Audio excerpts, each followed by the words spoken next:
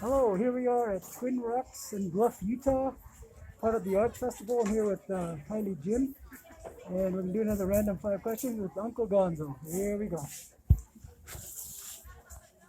Yad şey Kylie Jim'inişya, Sajikin'inişla, Totally Bashchi, Kia Ein Dashiche, Petri Dashinella.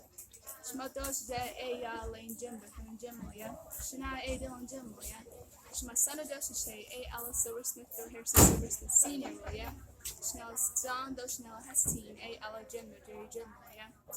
Coconino High School de Enish Top, Nakits Ada, Yenish Top, Osis Ada, Schnellke, Ketlana de Catched, Block on its Elda Nasha. Good evening, everyone. My name is Kylie Jim. I just introduced you in my Navajo language. I'm of the Navajo tribe. I'm of the Honeycomb Rock People clan, born to the Big Water People clan. My maternal grandfathers of the Townhouse People clan, and my paternal grandfathers of the Red Running into the Water People clan. My mother's name is Elaine Jim. My father's is Kevin. I have an older brother named Dylan. My maternal grandparents are Ella Silversmith and Harrison Silversmith Sr., and my paternal grandparents are Holly Jim and Gary Jim. I'm currently a senior at Coconino High School, and I'm also 17 years old. And I currently reside in Flagstaff, Arizona, but I'm originally from Gonzo. Awesome. Okay, I'm going to do a little flashback for you. We'll go back a little bit when you were the princess at your high school. Okay, and when you were princess at your high school, during the pageant, what was your platform and what were your goals, and did you achieve them? So my platform for Miss Native American at Coconino High School was to advocate for the missing and murdered Indigenous women and girls, and I mostly did that throughout my reign, and I also learned some covers on my violin for that particular movement, and my goals for Queen was to mainly inspire people, mainly inspire the youth to use their talents as much as they can, because it can be a way to their success through life, and just use your God-given talents, and always keep your head up, and you never know what's going to come in the future, and if you don't do your best now, you'll regret it later. So I usually just performed on my violin at different occasions, such as community schools or assemblies, and it was an honor to do that. That's awesome. And my second question, go back a little further. When you first picked up that violin, what inspired you to become the violinist you are today? What inspired me? Well, to start off, I started playing the violin in sixth grade, and at that time I was only playing it because other people were playing it. It was like a popular instrument during middle school at the time, so I was like, I should just learn it. And my brother was playing it as well, but he already moved on to high school, so I wanted to try a new thing, a new instrument, and I did. And that's when I joined the gospel band with my friend Al Scott, who was my former Native American advisor from elementary school, and I met him right after 8th grade again, and that's when he joined me to join his band, and he was like, "You play the fiddle, right?" I was like, "The fiddle? I play the violin." And he was like, "No, the fiddle, fiddle." I was like, "I don't know what you mean." And he showed me a couple of songs introducing it, and such as like country songs, and he was like, "Well, you want to perform with us at a concert on July 10th or something, and you can play your violin." I was like, "What? I'm not even good at the violin yet.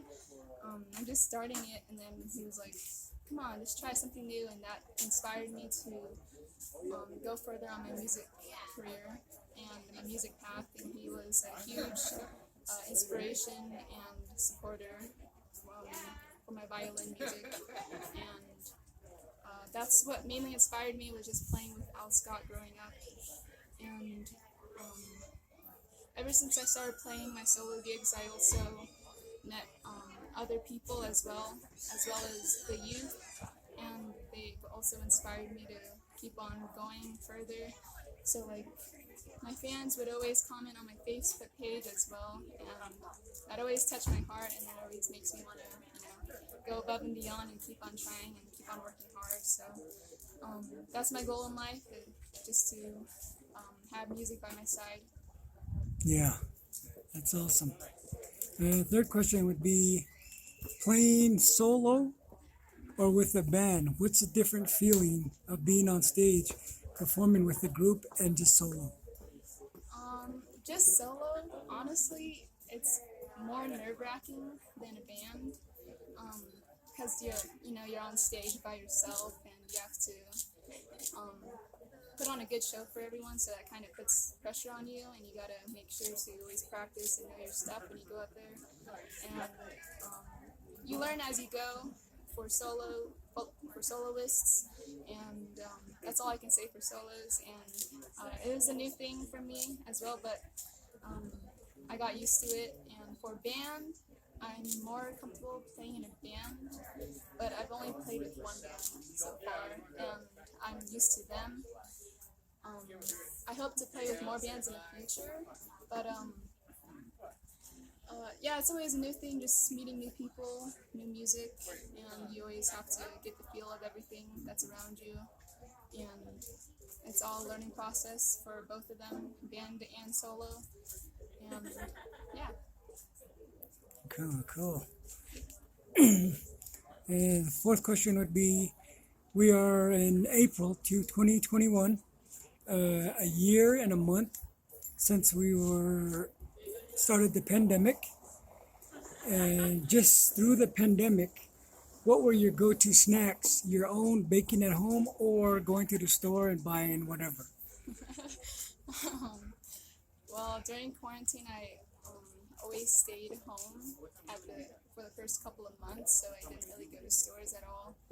And I'm not much of a cook, but I know after a while, we started getting a lot of fast food, such as like Burger King, Wendy's, that kind of stuff, Taco Bell.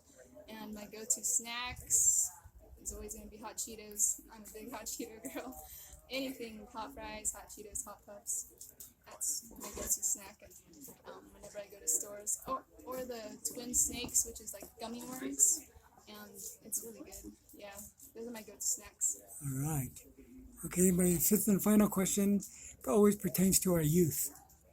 You being a senior yourself at 17, having goals and knowing what you want to do after high school is important. What would you do to encourage students of your own age to continue to want the goals that they need and the education after high school? How would you encourage them? I always ask myself this every day, like what I would say to that kind of question. Honestly, just don't give up. Keep on chasing your dreams. You don't know how far it's going to take you, and I can tell you that it will be worth it in the long run. Just keep on practicing and mastering whatever it is that interests you, and be sure to always make goals for yourself, because that keeps you going, that keeps you healthy, and just find what inspires you, find those signs, and I'm sure it will lead the way. Always follow your heart, and just go by what you feel, go by your heart, don't care what others think about you, and just focus on your goal, yourself, and your family, and you should be on a good road, a good path. And as far as education, you should always study, of course, and like I said, it's worth it in the long run for education, and just go above and beyond. Don't let anyone stop you. You know what you're capable of, and just keep on fighting. That is so awesome. You're young, you're strong, you can see it in your playing, you can see it in your attitude, how you talk, and even how you dress tonight. To me, a lot of kids are ashamed to even wear turquoise. You know, and you have turquoise in and you're performing with your violin.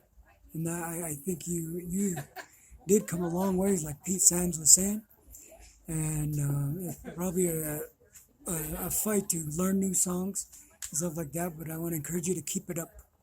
And when I see you again, you're even going to be better and better. Okay, it's nice to meet you. Thank you. Thank you.